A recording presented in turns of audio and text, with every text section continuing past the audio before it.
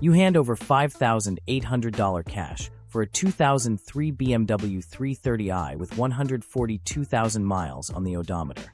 18 months later, you've spent another $7,400 on parts, 3 weekends in a friend's garage, and 1 tow truck at 2 a.m. on a freeway shoulder.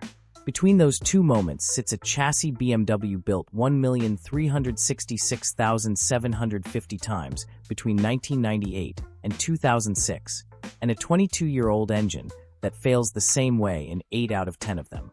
This is every level of owning a BMW E46, and what it actually costs to keep one alive. If you like breakdowns of how ownership actually progresses, like and subscribe so you don't miss the next one. Level 1. The buyer. You're 24. The asking price is $6,500. You talk him down to $5,800 because the check engine light is on and the Carfax shows a gap in service history between 90,000 and 130,000 miles. He hands you 2 keys, 1 valet key, and a folder of receipts that stops in 2014. You drive it home. The straight six pulls clean from 3,000 to 6,500 revolutions per minute. The hydraulic steering loads up in your hands through the first off-ramp. The chassis feels planted in a way your last car never did. You understand, in the first 10 minutes, why people keep these things on the road for 20 years. You park it in your driveway.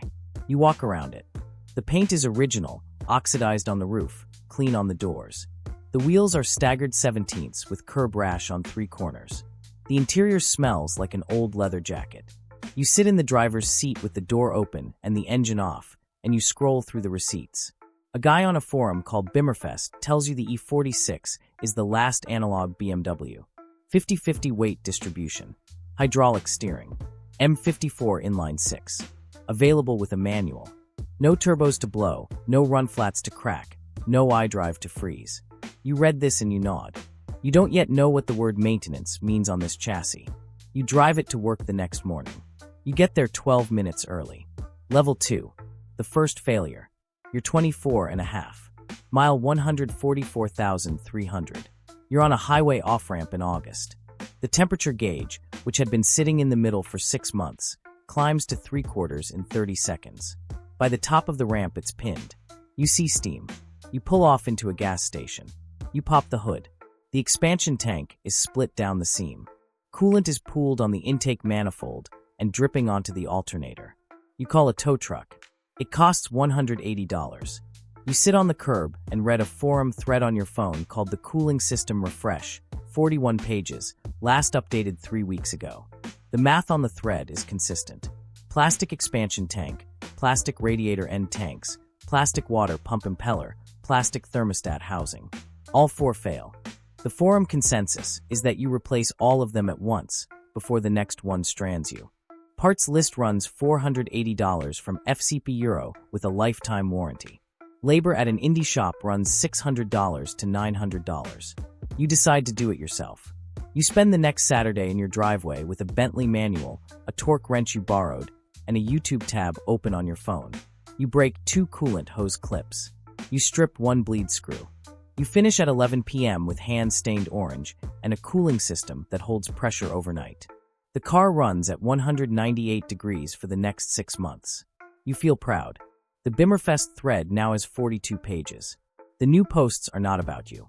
Someone else just blew their expansion tank in Tucson. Level 3. The Cascade. You're 25. Mile 151,000. The check engine light comes back. Code is P0171, Lean Bank 1. You read the forum. The list is long. CCV, crankcase ventilation valve, $90 in parts, 3 hours of labor, 8 broken plastic clips guaranteed. Dis a valve, $180, 1 bolt, 10 minutes, but it might not fix it. Vacuum hoses, $40, 2 hours, snake them all out. Fuel filter, $35 easy. Oxygen sensors, pre-cat and post-cat, 4 of them, $240. You do the CCV first in February, in 28 degrees, in a friend's garage on a creeper with a heat gun on the hoses because they shatter below freezing. The code clears for 3 weeks. It comes back. You do the DISA. It comes back. You do the vacuum hoses. It stays off for 2 months. You learn that on the M54, a lean code is never one thing. It is the sum of every small leak in a 20-year-old air system, and you chase it one component at a time. Then the valve cover gasket starts leaking onto the exhaust manifold.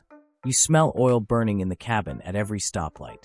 The fix is $25 in parts and 4 hours of labor, and you scrape baked gasket material off the head with a plastic razor blade for an hour and a half. Then the oil filter housing gasket starts leaking. Same engine bay, different gasket. $30 in parts, 6 hours of labor because the alternator and the power steering pump have to come out. In a 12-month stretch, you log $1,840 in parts and 87 hours of your own time. The car never strands you again. You stop counting the hours. Level 4. The mechanic. You're 26. Mile 167,000. You don't take the car to a shop anymore. You know which forum poster is right and which one is parroting bad advice from 2008.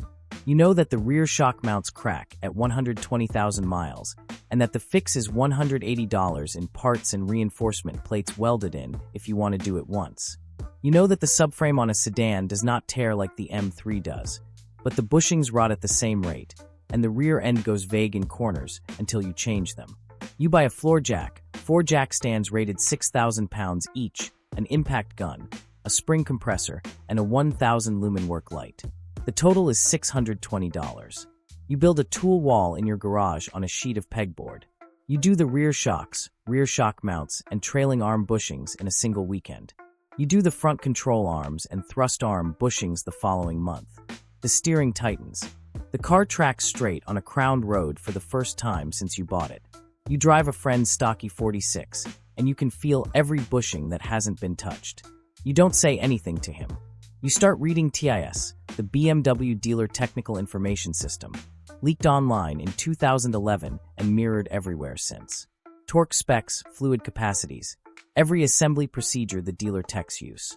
You stop asking the forum questions. You start answering them. A guy in your work parking lot asks what you do for a living. You say accountant. He looks at the car and doesn't believe you. Level 5. The owner. You're 28. Mile 184,000. The car is sorted. You drive it every day. You drive it in the rain. You drive it in winter on snow tires. You took it on a 1,400-mile road trip last fall, and the worst thing that happened was a windshield chip from a gravel truck in Pennsylvania. You run a spreadsheet now. Service intervals, parts in stock, fluids you keep on the shelf. 5 quarts of leaky moly 5W30, a spare oil filter, a spare fuel filter, a spare cabin filter, a gallon of Pentison CHF11S for the power steering, 2 gallons of BMW blue coolant. You change the oil every 7,000 miles. You change the transmission fluid every 60,000, even though the manual still says lifetime in some printings, because the forum settled that argument in 2009. You bought a second car for daily commuting, a Toyota, because the E46 is now precious. You drive it on weekends and on the days the weather is good. You wash it by hand. You wax it twice a year. You took the curb-roshed wheels off and sent them out for refinishing for $480. A guy on the forum estimates true cost of ownership on a sorted E46 at $2,100 a year in parts and fluids if you do all the labor yourself, for $1,800 if you pay an indie shop. You log $1,950 this year. You drove 11,000 miles. The car is worth what you paid for it. It might be worth more if you tried to sell it. You don't try to sell it. Level 6. The Steward. You're 31.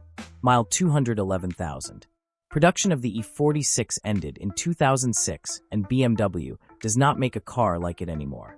The current 3 Series weighs 700 pounds more, runs an electric steering rack, runs run-flat tires on a chassis tuned to absorb run-flat tires, and uses a turbocharged 4-cylinder that makes more power and less sound. You have driven the new one. You drove it back to the dealer in 40 minutes. Your E46 has now had its cooling system done twice. The suspension has been gone through end to end.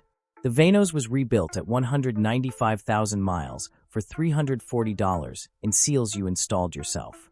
The interior has a new headliner you glued up in a weekend. The seats were readied with a kit from a leather shop in Sacramento. The paint was corrected and ceramic coated last spring by a guy who runs a one-bay detail shop out of his garage for $900.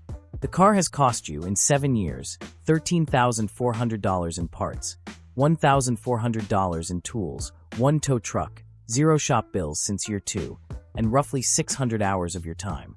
You amortize that against 84,000 miles driven, and you arrive at a number per mile that is lower than any new car your friends own. What you have is not a car. What you have is a relationship with a chassis. The car is not an appliance. The car is a project that drives. You understand, finally, what the forum guys meant when they said the E46 is the last analog BMW. They meant the last one you can own. The exit. You're 32. Mile 218,000. A guy at a coffee shop offers you $11,500 cash, on the spot, no inspection, no negotiation. He has owned 3 E46s. He knows what a sorted one is. He has been looking for one for 8 months. You think about it for 2 days.